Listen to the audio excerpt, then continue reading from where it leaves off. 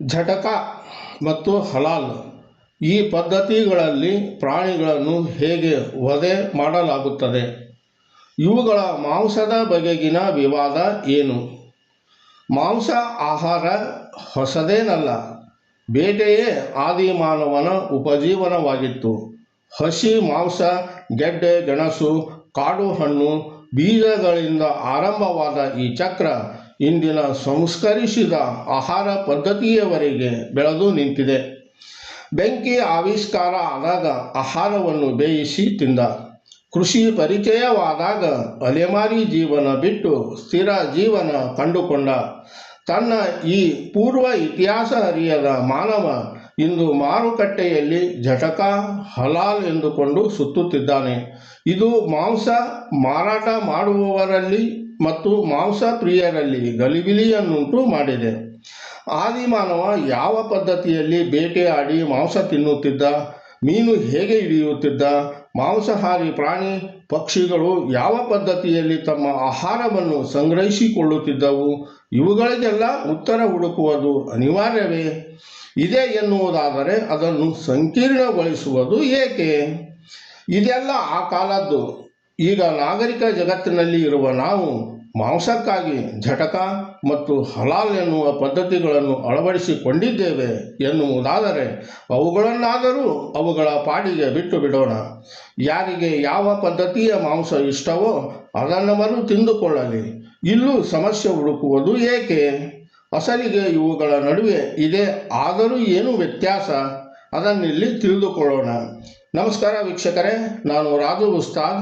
ಕರ್ನಾಟಕ ಸಂಚಾರ ಹೆಸರಿನ ಸಮೂಹ ಜಾಲತಾಣಕ್ಕೆ ನಿಮಗೆ ಸ್ವಾಗತ. ಝಟಕ ಮತ್ತು ಹಲಾಲ್ ಎಂದರೆ ಮಾಂಸಕ್ಕಾಗಿ ಪ್ರಾಣಿಗಳನ್ನು ವಧೆ ಮಾಡುವ ಎರಡು ವಿಭಿನ್ನ ಪದ್ಧತಿಗಳಾಗಿವೆ. ಈ ವಿಷಯದ ಆಳಕ್ಕೆ ಇಳಿಯುವ ಮೊದಲು ಕೆಲ ಮೂಲಭೂತ ಪ್ರಶ್ನೆಗಳಿಗೆ ಉತ್ತರ ಕಂಡುಕೊಳ್ಳೋಣ. ಮೊದಲನೆಯದ್ದು, ಝಟಕ ಅಂದರೆ ಏನು? ಉತ್ತರ: ಝಟಕ ಅಂದರೆ ಪ್ರಾಣಿಯ ಕುತ್ತಿಗೆಯನ್ನು ಒಂದೇ ಏಟಿಗೆ ಕತ್ತರಿಸಿ ಕೊಲ್ಲುವ ವಿಧಾನವಾಗಿದೆ.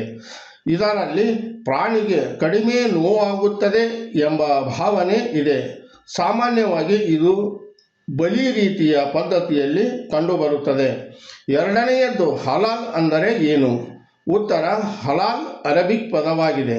ಇದರ ಅರ್ಥ ಅನುಮತಿ ಇದೆ ಎಂದಾಗಿದೆ. ಇಸ್ಲಾಮಿಕ್ ನಿಯಮದಂತೆ ಈ ಪದ್ಧತಿಯಲ್ಲಿ ಪ್ರಾಣಿಯ ಗಂಟಲನ್ನು ಸೀಳಿ ಅಥವಾ ಕುತ್ತಿಗೆಯ ನರಗಳನ್ನು ಕತ್ತರಿಸಿ ತಸ್ಮಿಯಾ ಅಂದರೆ ಪ್ರಾರ್ಥನೆ ಹೇಳಲಾಗುತ್ತದೆ. ಈ ಸಂದರ್ಭದಲ್ಲಿ ಪ್ರಾಣಿಯ ಶರೀರದ ರಕ್ತವೆಲ್ಲವೂ ಹರಿದು ಅಥವಾ ಬಸಿದು ಹೊರ ಬರುತ್ತದೆ. ಇಲ್ಲಿ ಸಾವು ನಿಧಾನವಾಗಿ ಬರುತ್ತದೆ. ರಕ್ತದೊಂದಿಗೆ ವಿಷಕಾರಿ ರೋಗಾಣುಗಳು ಹೊರ ಬರುತ್ತವೆ ಎಂದು ನಂಬಲಾಗಿದೆ. ವ್ಯಕ್ತಿ ಪ್ರಾಣಿಯನ್ನು ಬಲಿ ನೀಡುವಾಗ ಮೆಕ್ಕಾ ಕಡೆಗೆ ಮುಖ ಮಾಡಿರುತ್ತಾನೆ. ಹಲಾಲ್ ಪ್ರಕ್ರಿಯೆ ನಡೆಸಲು ತರಬೇತು ಪಡೆದ ನಿರ್ದಿಷ್ಟ ವ್ಯಕ್ತಿಗಳು ಇರುತ್ತಾರೆ. ಬಲಿ ನೀಡುವ ಮೊದಲೇ ಸತ್ತ ಅಥವಾ ರೋಗಗ್ರಸ್ತ ಪ್ರಾಣಿಯ ಮಾಂಸವನ್ನು ಹರಾಮ್ ಎಂದು ಗುರುತಿಸಲಾಗುತ್ತದೆ. ಇದನ್ನು ಅಶುದ್ಧವೆಂದು ಪರಿಗಣಿಸಿ ಸೇವನೆ ಮಾಡುವುದಿಲ್ಲ. ಝಟಕ ಮತ್ತು ಹಲಾಲ್ ಪದ್ಧತಿಗಳಲ್ಲಿ ನಾವು ಸೂಕ್ಷ್ಮವಾಗಿ ಗಮನಿಸಬೇಕಾದ ವ್ಯತ್ಯಾಸ ಪ್ರಾಣಿ ಸಾಯುವ ವಿಧಾನ ಮತ್ತು ಧಾರ್ಮಿಕ ನಂಬಿಕೆ ಅಥವಾ ಆಚರಣೆಯಾಗಿದೆ. ಜತೆಗೆ ಇವೆರಡರಲ್ಲೂ ಆರೋಗ್ಯಕರ ಹಾಗೂ ನೈತಿಕ ಅಂಶಗಳು ಎದ್ದು ಕಾಣಿಸುತ್ತವೆ. ಒಂದು ಪದ್ಧತಿಯಲ್ಲಿ ಒಂದೇ ಏಟಿಗೆ ಜೀವ ತೆಗೆಯಲಾಗುತ್ತದೆ. ಇನ್ನೊಂದು ಪದ್ಧತಿಯಲ್ಲಿ ಜೀವ ತೆಗೆಯುವಾಗ ಪ್ರಾರ್ಥನೆ ಹೇಳಲಾಗುತ್ತದೆ. ಹಲಾಲ್ ಪದ್ಧತಿಯಲ್ಲಿ ಪ್ರಾಣಿಯ ರಕ್ತ ಅದರ ದೇಹದಿಂದ ಸಂಪೂರ್ಣವಾಗಿ ಬಸಿದು ಹೊರ ಹೋಗುತ್ತದೆ. ಇದು ಆರೋಗ್ಯಕರ ಎನ್ನುವ ಮಾತು ಇದೆ. ಹೀಗಾಗಿ ಪ್ರಮಾಣೀಕೃತ ಟ್ರಸ್ಟ್ ಅಥವಾ ಸಂಸ್ಥೆಯವರು ಇಂಥ ಮಾಂಸವನ್ನೇ ಪೂರೈಕೆ ಮಾಡುತ್ತಾರೆ ಎನ್ನುವ ಮಾತುಗಳು ಜನರಲ್ಲಿ ಇದೆ. ಹಲಾಲ್ ಪದ್ಧತಿಯಲ್ಲಿ ಪ್ರಾಣಿಯ ಸಾಯುವ ವಿಧಾನ ನಿಧಾನ ಇರುವುದರಿಂದ ಹಾಗೂ ರುಂಡ ಒಂದೇ ಏಟಿಗೆ ಶರೀರದಿಂದ ಬೇರ್ಪಡದ್ದರಿಂದ ರಕ್ತ ಹೊರ ಹೋಗುವವರೆಗೂ ಅದು ಜೀವ ಹಿಡಿದಿರುತ್ತದೆ. ಝಟಕ ಪದ್ಧತಿಯಲ್ಲಿ ಪ್ರಾಣಿಯ ರುಂಡ ಒಂದೇ ಏಟಿಗೆ ಶರೀರದಿಂದ ಬೇರ್ಪಡುವುದರಿಂದ ರಕ್ತವು ಮಾಂಸದಲ್ಲಿ ಉಳಿಯುವ ಸಾಧ್ಯತೆಗಳು ಹೆಚ್ಚಿಗೆ ಇರುತ್ತದೆ.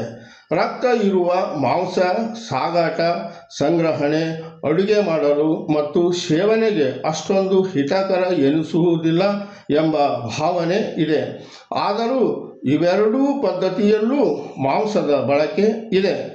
ಪ್ರಾಣಿಯ ನೋವು, ರಕ್ತದ ಹರಿವು ಮತ್ತು ಮಾಂಸದ ಗುಣಮಟ್ಟದ ಬಗ್ಗೆ ವಿಜ್ಞಾನವನ್ನು ಪ್ರಶ್ನಿಸಿದರೆ ಅದು ರಕ್ತ ಪೂರ್ಣ ಹೊರಹೋಗುವುದರಿಂದ ಹಲಾಲ್ ಪದ್ಧತಿಯ ಮಾಂಸ ಹೆಚ್ಚು ಶುದ್ಧ ಮತ್ತು ಬಾಳಿಕೆ ಬರುತ್ತದೆ ಎನ್ನುತ್ತದೆ.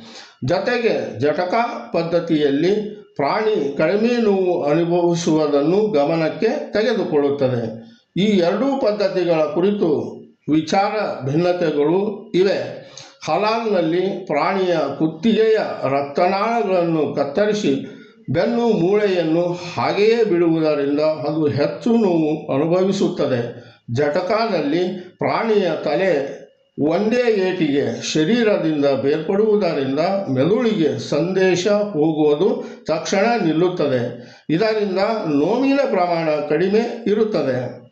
ಹಲಾಲ್ ಪದ್ಧತಿಯಲ್ಲಿ ರಕ್ತ ಪೂರ್ಣ ಹೊರಹೋಗುವುದರಿಂದ ಮಾಂಸದಲ್ಲಿ ಬ್ಯಾಕ್ಟೀರಿಯಾ ಬೆಳೆಯುವ ಸಾಧ್ಯತೆ ಕಡಿಮೆ. ಜಟಕಾ ಪದ್ಧತಿಯಲ್ಲಿ ರಕ್ತ ಉಳಿಯುವ ಸಾಧ್ಯತೆ ಇರುವುದರಿಂದ ಮಾಂಸದಲ್ಲಿ ಬ್ಯಾಕ್ಟೀರಿಯಾ ಬೆಳೆಯುವ ಸಾಧ್ಯತೆಗಳು ಇರುತ್ತವೆ. ಜತೆಗೆ ಇದು ಮಾಂಸದ ರುಚಿಯ ಮೇಲೆ ವ್ಯತಿರಿಕ್ತ ಪರಿಣಾಮ ಬೀರಲೂಬಹುದು ಎನ್ನುವ ಮಾತು ಇದೆ. ಆಹಾರಕ್ಕಾಗಿ ಪ್ರಾಣಿ ಬಲಿ ಕೊಡುತ್ತೇವೆ. ಅದು ನೋವಿಲ್ಲದೆ ಅಥವಾ ಕಡಿಮೆ ನೋವಿನಲ್ಲಿ ಜೀವ ಬಿಡಬೇಕು ಎನ್ನುವ ಧ್ಯೇಯವನ್ನು ಜಟಕಾ ಪದ್ಧತಿ ಹೊಂದಿದೆ. ಈ ಬಲಿ ಸಾಮಾನ್ಯವಾಗಿ ದೈವಿ ಶಕ್ತಿಯ ಎದುರು ಇಲ್ಲವೇ ಅದೇ ಪರಿಸರದಲ್ಲಿ ನಡೆಯುವುದರಿಂದ ಮೊದಲ ನೈವೇದ್ಯ ದೇವರಿಗೆ ಅರ್ಪಿತವಾಗುತ್ತದೆ ಎಂದು ಹೇಳುತ್ತಾರೆ. ಬಲಿಯಾಗುವ ಪ್ರಾಣಿಯ ಮೇಲಿನ ಒತ್ತಡ ಮತ್ತು ಈ ಸಂದರ್ಭದಲ್ಲಿ ಅದರ ಮೆದುಳು ಹಾಗೂ ಶರೀರದಲ್ಲಿ ನಡೆಯುವ ರಾಸಾಯನಿಕ ಕ್ರಿಯೆ ಸಂಗತಿಯಲ್ಲೂ ಭಿನ್ನ ವಿಚಾರಗಳು ಇವೆ. ಇವುಗಳಿಗೆಲ್ಲ ವಿಜ್ಞಾನ ಮತ್ತು ಸಂಶೋಧನೆಯ ಆಧಾರಗಳು ಇದ್ದರೆ ಹೆಚ್ಚು ಉಪಯುಕ್ತ.